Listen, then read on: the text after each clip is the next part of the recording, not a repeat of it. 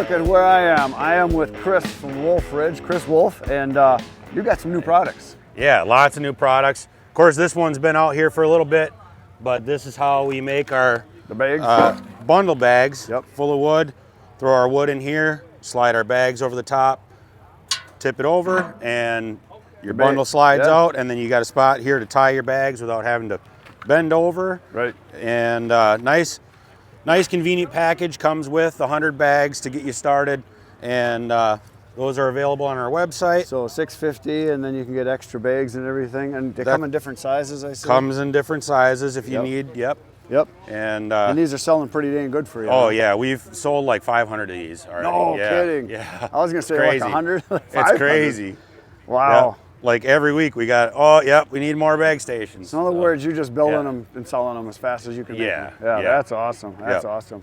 So yeah, what do you think the difference is between the number of people that are doing the bagging versus the wrapping? I would think probably it's pretty close to 50-50 as far as, some guys do both, right? A lot of guys, if they're doing like this here, you can do smoker chunks and everything else too, right? So not just, or who knows, you could be bagging potatoes, You could, yeah. So it's a multi-use station here. Right. But yeah, I would say probably 50-50. A lot of the smaller guys are doing the bundles. Yeah. And then, as you graduate and get bigger and bigger, you got to go to a little faster process. So what is that 1.3 down there? What does that That's mean? a 1 cubic foot. Oh, okay. So what does a 3 mean? That's the cube. Cubic. Got it. Okay. Yep. So you have different size cylinders, basically. Yeah, that's right. Got it. So do guys buy both sizes? Yeah. Yep. A lot of guys will get the 3/4 cubic foot, and a lot of guys will get the 1 cubic foot. 1 1/4 is kind of not as popular, but so then are you guys supplying bags, or you basically have a batch they start them with, and then they're on their own after that? Yeah. Yep. We also sell bags, but gets the guy going. Pretty much after you sell your first 100 bags, you're just about paid for the station. Right. Yeah. So that's a lot of people don't realize that. The main thing is just get your customers, get your stations, and then it's just printing money after that. Exactly. Yep. So then you got a new thing over here. This baby is brand new. Brand new. Yep. This is our express wrapper.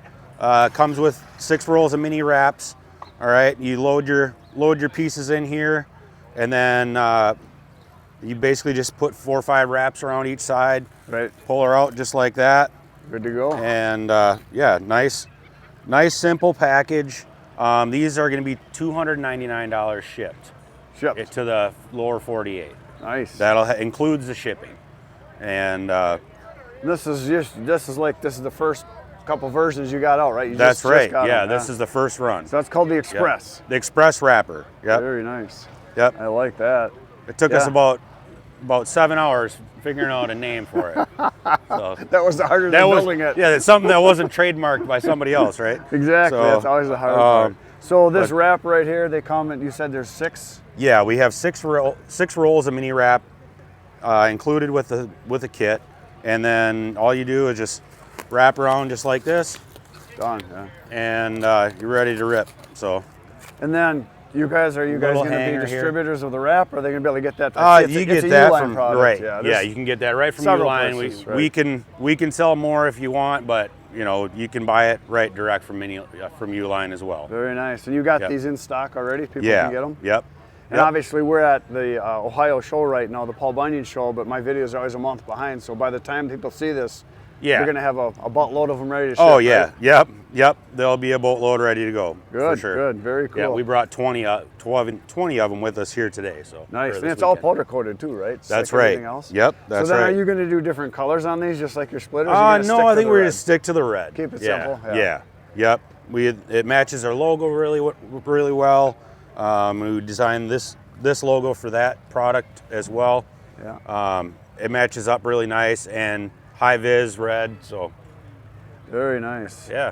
Yeah, I can see this for a guy that just has a roadside stand out front of his house. Yeah, getting started. If you don't want to invest a lot of money in a wrapper. Nice, budget-friendly package. So. Excellent. Very cool. Very cool. I like it. Well, thanks a lot. Absolutely. Awesome. So check it out, Wolfe Ridge Wrappers. They got the Express wrapper, And then, do you call this the bagger? Yeah, the firewood bagging station, FBS. FBS1. Yep. I'm here with Kevin at the Paul Bunyan show, and he works for Wolfe Ridge. Now, what is your position at Wolfe Ridge? What do you do? I do all the designing and all the CAD work there, and I kind of help manage the. So what you're saying is you got the biggest brain. That's definitely not the case. I think that Chris has the biggest brain. That's why we run an awesome company. Yeah. I'm just there to help out. There you go. That's good. So now, this was your baby. What we got here, this is the Wolfe Ridge Smokeless Fire Ring. And Chris was telling me this was your idea. You didn't even ask permission. You just built it. That's right, yep. So you designed this like about a year ago, right? Yeah. Give or take? Honestly, this started out as just something that we wanted for customers that own our machines to have and purchase, to be able to have another, everybody likes having some Wolfe Ridge swag, and we thought, let's take it to the next level. Sure. Make something awesome that our guys can have and do some cooking and some grilling. Nice. I need one of these in my wood yard because we have a lot of scraps, and we always talk about, let's make a fire, let's make a fire. This would be nice to have. Yeah, it really is. This is the smaller of the two sizes. So what size is this one? This is a 24-inch. Oh, so you got a 24 and a 30, okay. Yep. And this is my favorite size because you burn about the same amount of wood as you typically would. The 30-inch goes through a lot of wood. Because you put more in. Because you put more in. To get that smokeless effect, you want to have a lot of heat around the outside. Get it rolling, and it costs you a lot of wood to get that. Where this makes a nice fire. You got 6-7 guys sitting around. See, I would say for personal use, this would be what you'd want. That's right. But in a wood yard, where you got a lot of scrap, bigger's better. Yep. Just fill it. Just keep filling it. Yep. Very nice. So I know this is a component. It's got, is it 3 pieces or 4? So 4. So it's just, I see the joints here all the way around. And which one is the more popular one, do you think, right now? I think it's 50-50 right now, honestly. Really? Yeah, and I don't know which way it's going to end up going. We'll have to see in the next year. But right now, I think we sell about the same amount of both of them. So now you went with a bottomless pit. I did. Why is that? Because there's a few options out there for smokeless fire pits that guys have to deal with rainwater and they have to deal with ash that gets rained on.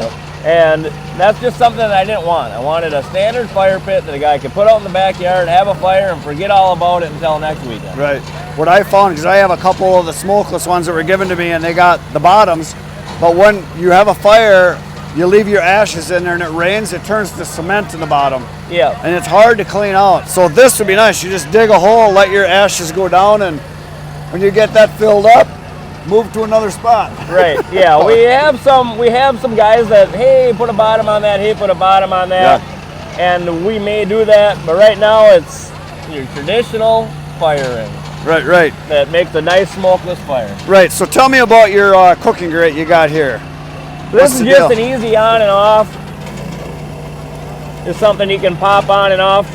Yep. Real easy, do a little grilling on. So is this stainless also? This is stainless, yeah. So is the whole thing stainless? The whole thing is stainless. Nice. And the way it's designed, I have it so it ships you in a box. Right. And then tell me about your grate here. How does this work? Well, this is kind of a work in progress here that we've been developing something to be able to get your good ribeye going on there, and we're kind of trying to refine it. So this obviously is adjustable up and down. Yeah, and this is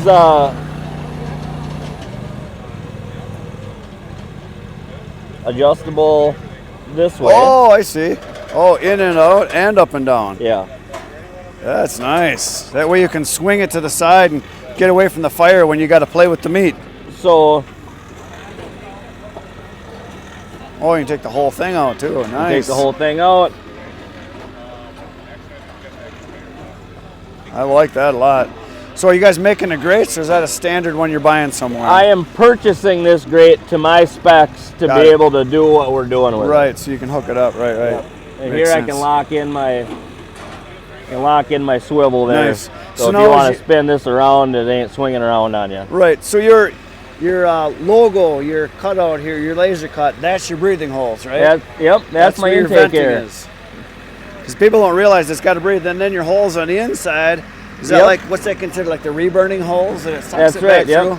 and then the holes up on the top around the ring here. That's what pulled back down around, right? Yep, and this will do, especially the 24, this will put your flames out just like a solo stove will. Yeah. I don't know what those are, that's Solo, what was that? Some stuff is made in China. Yeah, exactly. Yeah, there's not too many things made in the United States, and this is a good one. That'd be a big marketing thing for you guys. Now, have you thought about doing anything for the regular market that wouldn't be your Wolfe Ridge brand? I mean, not that it couldn't be Wolfe Ridge, but something that's like a consumer model instead of a professional model. Have you thought about that? Or? Well, I don't know. It's hard for the Wolfe Ridge brand to get away from professional, right? Yeah. That's kind of ingrained in our blood. Yeah, but I know there's a bigger market for the homeowner instead of just the firewood people. Yeah, it is probably something we should consider. Yeah, well, because that could be huge. Yeah. That could shut down everything else, and you just go to making these for consumers because you sell 1 million of them. I don't know. We really like making making splitters. A lot of good folks. Yeah, we're here on the Saturday morning early, and it's already getting busy. It's amazing. Yeah, you guys are doing good work. What are you selling a lot of at the show? Because I was talking to Chris and Bob, and he was telling me that pretty much everything's sold. I would say what we were selling a lot of is splitters. Yeah. We brought accessories, swag, fire rings, all our other smaller items. Yeah. And right away, Friday morning, people were buying splitters. Yeah. Yep. Well, I think a lot of people, what they do nowadays, obviously, is they watch stuff on YouTube, they do their research, they look at your website, they talk to you guys, they call you, and then when they get here, they want to put their hands on it, run a log through it, make a decision. Yeah, that happens a lot. I think that's exactly what happened. Yeah, that's what I think a lot of people, that's the beauty of YouTube now, I think, is people can get educated ahead of time, and instead of being sold to, they can make a decision on their own time and time scale and look at the costs and figure it out and know which one's going to be best for them. I know yesterday I was here, and these two young guys right over here were looking at machines, a 116 and 117, and they were here with cash in hand, and they wanted to buy a splitter, and I said, "This is the one you want." Yep, and they did pull the trigger on it. They bought it. So I think that was like one of the last ones you guys had for sale here. Everything else is sold. Yeah, that's a good thing. And you didn't pre-sell too much, did you? Some stuff pre-sold. Most of it was for sale when we got here. Yeah. We had a couple that were pre-sold, but most of it was available for sale when we got here. Nice. You wish you would have brought more now, or? Well, we brought 2 full semis. Oh, jeez. Packed. Full. Yeah, I know. So yeah, we might have to reconsider next year. Yeah. A third seems a little daunting. Yeah. Well, what's nice from my standpoint, for a lot of people, is you guys are obviously United States. For me, in Wisconsin, you're 3 hours away. If you're buying a piece of equipment that you want to be able to get service on, being fairly close is good. Now, you guys have distributors all over the place now. Yeah, and I think that's helping us out a lot. Tremendously. People want to be able to take a look at what they're buying, and our dealer network allows them to be able to do that. So are you at like 5, 6, 7 distributors now? I think we might be at 7 or 8 now. I'd have to tally it all up, but we were at 5 for a long time, and we've now taken on a couple now new ones even recently that are just getting their first loads in. Sure. We have a new dealer in Indiana. Mm-hmm. They haven't received their first load yet, so that'll really help out a lot of folks. And so I know you got Messick's is one. Yep, and they have 5 stores. So oh, jeez, so that's 5 distributors. Yep. So right there, that's we've got our new distributor out in Oregon in Gold Beach, nice. C&M Equipment. Nice. They've got a few loads now in, and yeah. And who else do you have? Besides our ones that we've had forever, the Indiana one, we've taken on new. We're working on Texas real hard. I had a guy I met this morning, and he told Chris he's from Texas. You need to be a distributor. He didn't even know the guy. Oh yeah. So. Yep. Yeah. And where else are you guys at then? Wow, we're in Vermont. We're in St. Louis, Missouri. We are in. We have Hartville. We're in North Carolina. Nice. Yep. What about way out west? Any place there at all? Yeah, that Gold Beach. Oh, yeah. Yep, in Oregon. Nice. Yep. Nice. What state do you think you've sold the most splitters in? Probably Wisconsin, I would guess. Ooh, I'm going to say Ohio. Really? Ohio? That's the hot spot, huh? Or Pennsylvania. Oh, sure, yeah. Before Messick's, we had a different distributor, and he did very well for us. Yeah. Well, there's a lot of woods and a lot of people, and a lot of wood burning people, so that makes a big difference. Yep. Very nice. So check out their website. You can find distributors there. Call Wolfe Ridge. The guys will talk to you, and they'll get you set up. They've got great stuff. Made in America, made well. These guys service stuff well, and really good machinery. So thanks a lot for talking. That's all I got for today, folks. See you tomorrow morning. Good night, Irene.